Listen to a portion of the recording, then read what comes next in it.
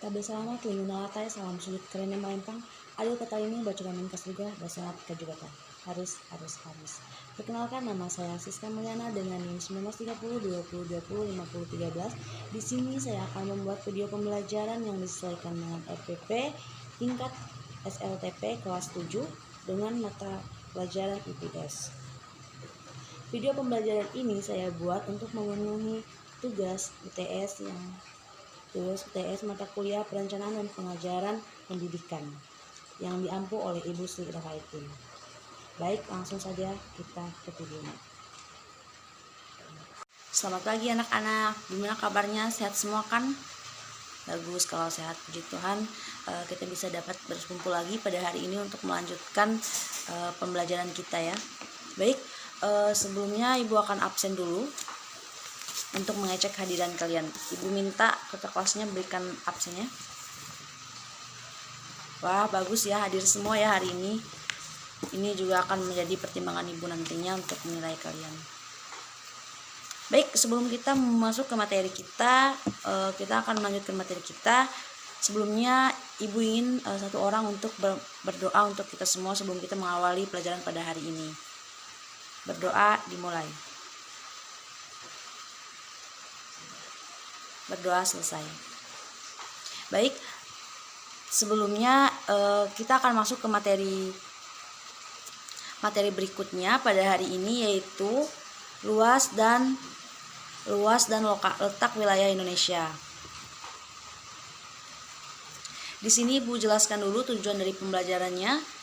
Yang pertama kita akan menyebutkan letak Indonesia secara astronomis dan geografis Indonesia. Yang kedua, menjelaskan implikasi letak Indonesia terhadap aspek ekonomi, sosial, dan budaya. Yang ketiga, kita akan menjelaskan implikasi letak Indonesia secara geologis. Mari kita masuk ke materinya. Di sini ada yang tahu peta nggak? Apa sih peta itu? Kalau ada yang tahu bisa angkat tangan, langsung saja sebutkan gitu apa yang dimaksud dengan peta. Peta ini adalah baik. Peta adalah gambaran permukaan bumi pada suatu bidang datar dan diperkecil dengan menggunakan skala. Bagaimana sih kita dapat membaca peta? Kita dapat membaca peta itu untuk memperoleh berbagai informasi yang dibutuhkan. Bagaimana kita memperoleh informasinya? Kita akan memperoleh informasi itu saat kita membaca peta tersebut. Baik, pada buku Anda, buku siswa, Ibu ingin kalian membuka halaman 8. Di situ terdapat peta wilayah Indonesia. Nah, murid-murid Ibu sekalian, kalian bisa lihat ya, di sini ada peta Indonesia. Ibu ingin kalian mengamatinya. Setelah kalian mengamatinya, Ibu ingin coba kalian amati peta wilayah Indonesia tersebut. Setelah kalian mengamatinya, Ibu ingin kalian mengumpulkan data dan informasi terkait luas dan wilayah Indonesia tersebut. Baik, kita akan masuk langsung ke materinya saja. Baik, setelah selesai mengamati peta ini, mari kita akan langsung masuk ke komponen penyusunan peta. Komponen penyusunan peta itu terdiri dari judul peta, skala peta, orientasi peta, simbol peta, garis astronomis, inset, legenda, dan sumber peta. Letak dan luas wilayah Indonesia. Baik, sebelumnya Ibu ingin satu orang membaca letak dan luas Indonesia ini. Ya, Indonesia terletak antara 90 derajat bujur timur sampai dengan 140 derajat bujur BT dan 6 derajat lintang utara sampai dengan 11 derajat lintang selatan. Karena wilayahnya tersebut, Indonesia termasuk ke dalam wilayah tropis. Wilayah tropis Indonesia oleh lintang 23,5 derajat LU sampai dan 23,5 derajat LS. Nah, jadi kita itu berada di lingkungan tropis ya anak-anak. Makanya kadang di Indonesia itu ada 2 musim aja, ada musim hujan sama musim kemarau. Di sini Juga selain letak astronomis, Indonesia juga terdapat letak geografis. Apa sih letak geografis itu? Ada yang tahu nggak? Nah, iya, ada yang tahu. Bagus. Sebutkan. Letak geografis merupakan suatu posisi suatu wilayah atau negara dilihat dari kenyataan di permukaan bumi secara geografis. Indonesia itu berada di antara dua benua. Apa sih? Benua Asia dan juga benua Australia. Indonesia juga diapit oleh dua samudra, yaitu Samudra Pasifik dan juga Samudra Hindia. Sedangkan Indonesia berbatasan dengan 10 negara tetangga. Ini negara tetangga yang berada di kawasan Asia Tenggara ya. Indonesia berbatasan di darat dengan negara Malaysia, Papua Nugini, dan Timor Leste. Sedangkan batas lautnya dengan negara India, Thailand, Malaysia, Singapura, Vietnam, Filipina, Palau, Papua Nugini, Australia, dan Timor Leste juga. Indonesia juga dapat dilihat dari posisinya utara, selatan, barat, dan timur, yaitu sebagai berikut. Sebelah utara, Indonesia berbatasan dengan Malaysia, Singapura, Palau, Filipina, dan Laut Cina Selatan. Sebelah selatan, Indonesia berbatasan dengan Timor Leste, Australia, dan Samudra Hindia. Sebelah barat, Indonesia berbatasan dengan Samudra Hindia. Sebelah timur, Indonesia berbatasan dengan Papua Nugini dan Samudra Pasifik. Letak geografis Indonesia ini sangat strategis karena merupakan jalur lintas perdagangan dunia antar negara-negara di Asia Timur dengan negara-negara di Eropa, Afrika dan Timur Tengah, dan juga India. Kapal-kapal negara yang mengangkut berbagai komoditas dari Jepang, Cina, dan negara-negara lainnya melewati Indonesia menuju negara-negara tujuan di Eropa. Indonesia juga dilewati oleh jalur perdagangan dari Asia ke arah Australia dan Selandia Baru. Letak geografis ini memberikan pengaruh bagi Indonesia, baik secara sosial, ekonomi, maupun budaya. Karena menjadi jalur lintas pelayaran dan perdagangan dunia, bangsa Indonesia telah lama menjalin interaksi sosial dengan bangsa lain. Interaksi sosial melalui perdagangan tersebut selanjutnya menjadi jalan bagi masuknya berbagai agama ke Indonesia. Apa aja sih agama yang masuk ke Indonesia? Ada Islam, Hindu, Buddha, Kristen, dan lain-lain. Semuanya memiliki sejarahnya sendiri saat masuk ke Indonesia melalui jalur perdagangan tentunya. Selain keuntungan letak geografis, Indonesia juga memberi dampak yang merugikan. Budaya dari negara lain itu kan masuk ya ke Indonesia, dia juga memberikan dampak negatif.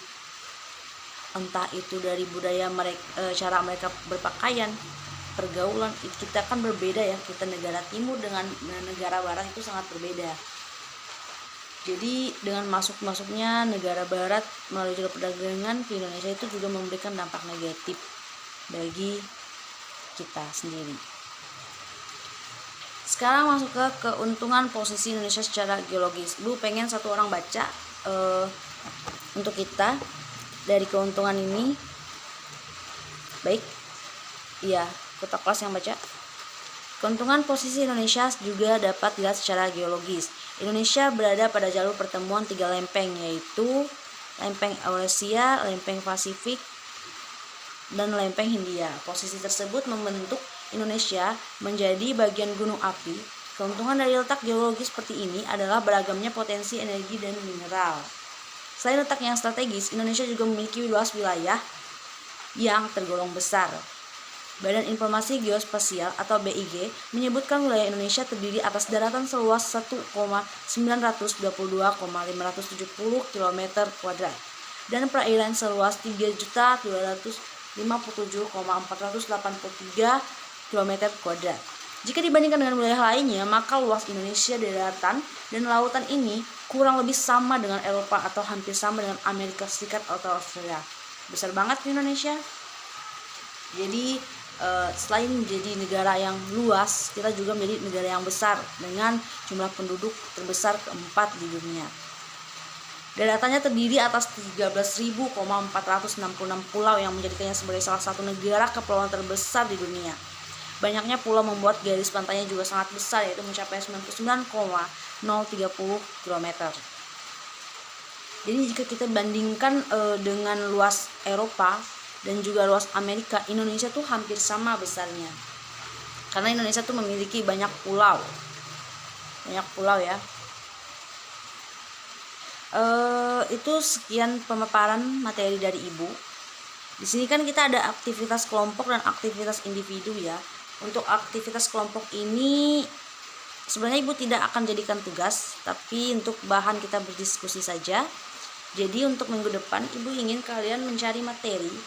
Di halaman 15 ada aktivitas kelompok di situ. Ibu ingin kalian membentuk kelompok. Satu kelompok terdiri dari 5 orang. Itu kalian bisa bagi tugas ya untuk mencari soal-soal atau mencari referensi untuk bahan diskusi minggu depan. Nanti kita akan presentasikan di kelas.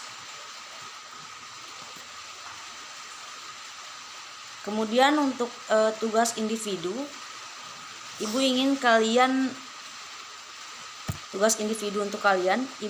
kalian mencatat pertanyaan atau hal yang tidak kalian mengerti, tuliskan di kertas lalu kumpulkan ke ibu. Nanti ini juga akan kita diskusikan minggu depan. Karena kalau ibu bertanya apakah ada yang kurang jelas atau kurang paham, pasti kalian menjawab jelas.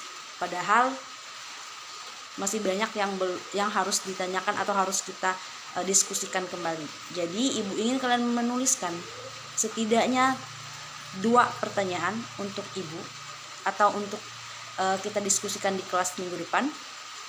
Pertanyaan itu mungkin yang harus pertanyaan yang memang tidak kalian mengerti. Tapi kalau memang kalian memang mengerti semuanya, ibu yang akan balik bertanya lagi minggu depan agar kita mengadakan kuis. Tugas atau untuk materi ada yang kurang jelas? Ya pasti ibu sudah menebak, pasti kalian akan menjawab jelas agar kalian cepat istirahat ya. Tidak apa-apa. Ibu ingin kita sama-sama belajar dari sini. Ibu juga belajar, kalian juga belajar. Jadi sekiranya ada yang ingin sekali ditanyakan, tanyakan saja, tidak apa-apa. Ibu malah senang ada yang bertanya ya. Jadi itu untuk membuat selain ibu sebagai pendidik yang aktif, kalian juga sebagai tenaga didik juga, sebagai siswa didik juga aktif. Ibu ingatkan kembali ya, untuk tugasnya ada 2. Sebenarnya yang individu itu adalah tugas individu ya. Dan yang kelompok itu untuk kita bahan diskusi minggu depan. Baik, sekiranya sudah jelas semua dan tidak ada yang ditanyakan, mari kita tutup pertemuan hari ini.